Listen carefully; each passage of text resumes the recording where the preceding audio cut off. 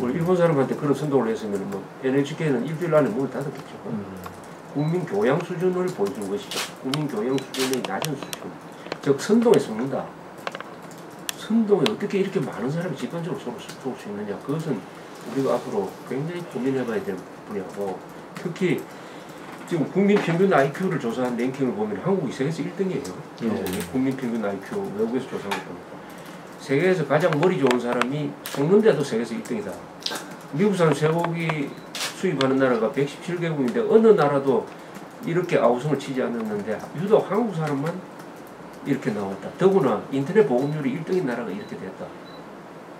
이거는 저는 이게 요게 우리나라의 가장 큰 문제점의 한마디 표현이라고 생각합니다. 세계에서 머리 가장 좋은 사람들이 속는데도 1등이다. 그 다음 왜 그러냐. 세계에서 가장 머리 좋은 사람들이 속이는 일에 종사하기 때문입니다. 세계에서 가장 머리 좋은 사람들이 국민 평균보다도 더 머리 좋은 사람들이 남을 속이는 일에 종사하고 있기 때문이죠. 어디냐? 방송국에 있고 정치 부분에 있고 학계에 있고 사회단체라고 불리는 특히 친목 사회단체 아니고 저는 남을 속이는 걸로 먹고 사는 사람들이 한국에 얼마냐 인구조사를 해봤으면 좋겠어요. 수십만 넘을 것 같아요. 이 사람들 끈질깁니다. 나름대로의 광신적인 택도 아닌 이념으로 또 무장돼 있고 이 집단을 어떻게 할 거냐. 이 집단 과거처럼 물리력으로 통제가 안 되는 이 집단을 어떻게 할 거냐. 국회에도 들어가요. 그래서 이게 암덩어리죠. 이 암덩어리를 어떻게 끼고 가면서 민주주의의 시스템을 가지고 말로 해가지고 이런 사람들을 순화시킬 것이냐. 아니면은 이 남을 속이는데 끈질기고 머리 좋은 이 집단이 한국 사람 전체의 수준을 내려앉혀가지고 공멸하는 거죠. 내려앉혀가지고 인류국가로 진입하는 것을 막고 동시에 우리가 자유통일을 하는 것도 막고 가지고 한국 사회를 다시 후진시킬 것이냐. 난 두 가지 힘이 지금 한국 사회에서 격돌하고 있다고 했습니다. 그 참여했던 시민들에 대해서는 그건 당연한 건강권의 표현이니까 괜찮은 게 아니냐는 그런 주장도 있습니다만 조 대표님이 보시기에는 그러니까 그런 허위와 과장 그거에 쉽게 속고 선동되어진 것들에 대해서는 그 시민으로서의 어떤 책임도 있는 거다라는 생각을 했습니다. 쉽게 말하면 민주국가의 국민 자질이 없는 사람이죠. 더구나 선진 국민의 자질이 없는 사람이죠. 왜 속습니까? 아니 상식적으로 생각하면 뻔히 안 속게 돼. 아무리 속이는 방송을 하더라도 상식적으로 가만히 몇 개만 생각하면 되는 거 아닙니까? 그럼 미국 사람들은 살처럼 쇠고기를 먹는데 아직도 한 사람도 그 병에 안 걸렸다 하더라. 근데 저건 너무한 거 아니냐. 그런데 외국에서는 저렇게 안 하는데 왜 이 사람들은 저를 이렇게 몇 가지 생각하면은 그래 한국 사람들 분별력이 굉장히 약해요. 한국 사람들은 말에 참 잘 속거든요. 인간을 판단할 때 말로 판단하는 경우가 많지 않습니까? 민주주의를 외치면은 민주투사다. 평화를 외치면은 김정일이라도 평화주의자다. 민족 반역자가 민족을 외치니까 민족주의자다. 말에 잘 속아요 한국 사람들. 행동을 보고 판단을 하고 그 사람이 과거를 보고 판단을 해야 되는데 오늘의 말에 속아 넘어가가지고 지금 퇴보 세력을 지금 진보라고 이렇게 미화해주고 있지 않습니까? 이건 언론의 책임이죠. 그게 또 속는 국민이 있으니까. 대한민국에서 이제 좌우 대립이 굉장히 어떤 분들은 해방 이후처럼 그런 분위기이다. 그렇게까지는 아니다. 여러 가지 말씀들이 있습니다만 어쨌든 87년 이후에 그 민주화 후 20년이라고 얘기를 하지만 20년 이후에 보면 과연 그게 진짜 민주주의가 된 거냐. 이게 자기의 민주주의라면 의무와 자기 책임도 다 하고 또 의무도 다 하고 권리도 행사하고 그러는 건데 여기서는 어떤 자기 주장만 있고 자기 의무와 책임을 안 하는 그러는 사람들로 가득 찬 세상을 만들어 놓은 게 아니냐 이런 주장도 있습니다. 네.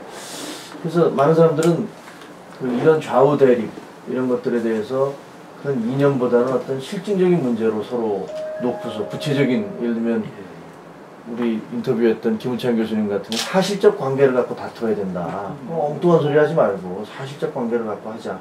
이런 말씀도 하셨는데, 또 다른 분들은 이데올로기를 앞세우지 말고 서로 이렇게 대화를 해라, 이런 얘기들 하십니다. 근데 조 대표님은 좌파와는 타협하면 안 된다, 이런 생각을 하시는 걸로 알고 있는데요. 어떤 생각을 갖고 계십니까?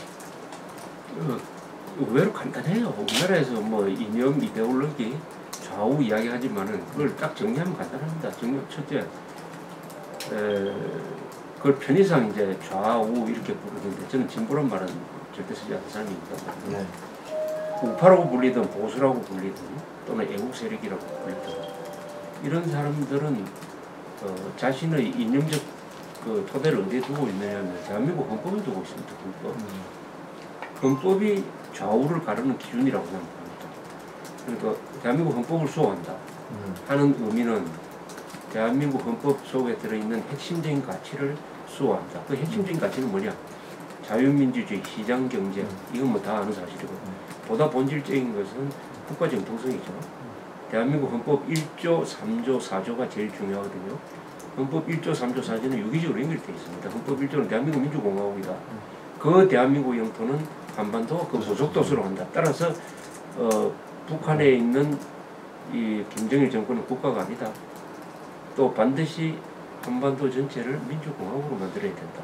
그럼 어떻게 할 거냐? 헌법 제4조 대한민국은 통일을 추진하되 자유민주적 기본 질서에 입각한 평화적 통일을 추진한다. 이렇게 됐습니다. 그래서 1조 3조 한마디로 딱 묶으면은 대한민국은 한반도 유일한 합법국가다. 그리고 거기는 서해져 있지 않지만 우리 민족사에서 유일한 정통국가다. 그 다음에 반드시 자유통일을 해야 된다. 자유통일을 하되 전쟁을 해서는 안 된다. 그래서 북한 노동당 정권을 평화적으로 해체해가지고 자유통일한다 하는 것이 우리 헌법에 나타난 국가 의지고 국가 목표입니다. 이건 아무도 수정할 수가 없어요. 헌법 개정사항도 아닙니다. 헌법 개정 불가사항입니다. 요새 또 헌법 제3조를 뭐 영토조항 개정하자는 이야기 나올 거예요. 링컨이 여러 번 이야기했지만 어떤 국가도 자기의 자사를 가져오는 헌법 개정을 하지 않는다, 이런 이야기를 했습니다. 1조 3조 4조는 통일이 될 때까지도 이겁니다. 자, 이걸 믿는 사람들이에요. 보수 세력은. 동시에 자유민주주의라는 것은 진실에 기초하는 거 아닙니까? 진실과 반드시 진실에 기초해야죠. 아무리 이념이 좋다고 하더라도 거짓말이면 그것은 따라가면 안 되죠. 그래서 진실에 기초해야죠. 전 진실 제일 중요하다고 생각합니다. 진실, 정의, 자유. 이게 이제 우리 헌법에 담겨 있는 3대 가치죠. 가치인데. 그럼 좌파는 뭐냐? 좌파는 이제 그 중에서 이론상은 친북 좌파와 반북 좌파가 있을 수 있어요. 그건 한국에서는 반북 좌파가 잘 보이지 않습니다. 반북 좌파라고 하는데도 행동을 하는 거 보면 친북 좌파가 똑같이 행동을 해요. 진보 신당이라는 사람들이 반북 좌파라고 해서 나갔는데 그 뒤에 행동하는 거 보면 친북 좌파를 따라가더라고. 그래서 한국에서는 친북 좌파 이외의 좌파는 눈에 보이지 않는 것 같아. 그게 참 이상해요. 그래, 친북 좌파는 뭐냐 하면 대한민국의 헌법에 담겨 있는 정통성과 정체성과 가치를 인정하지 않거나 반대하는 사람이라고 생각합니다. 그래서 헌법입니다. 기준은 헌법이에요. 근데 이제 그 헌법 그 말씀을 다시 얘기하면 이제 지금 우파와 좌파를 나누는 기준은 헌법, 대한민국의 헌법을 인정하느냐 인정하지 않느냐다. 근데 그 인정하지 않는 세력에 대해서는 어쨌거나 헌법을 인정하지 않는 사람과 어떻게 타협을 할 수 있느냐, 이런 말씀이신 건가요? 그러면 나누는 거는 알겠는데 저희가 말씀드렸던 타협이나 대화는 최소한 뭐 중간에 전제가 돼야 되는 거 아닙니까? 네, 진실이 드러났을 때는 이 진실에 대해서는 사실이든 진실이든 제가 진실이라는 말을 많이 쓰는데 사실은 사실관계겠죠. 사실관계에 대해서 어떤 합의가 이루어지면은 여기에 대해서는 동의를 하고 그 다음 논의가 이루어져야 되는 거 아닙니까? 근데 제가 친북 좌익 세력이라고 하는 사람들하고 대화를 해본다든지 그 사람이 하는 형태를 보면은 사실에 대한 합의가 불가능해요.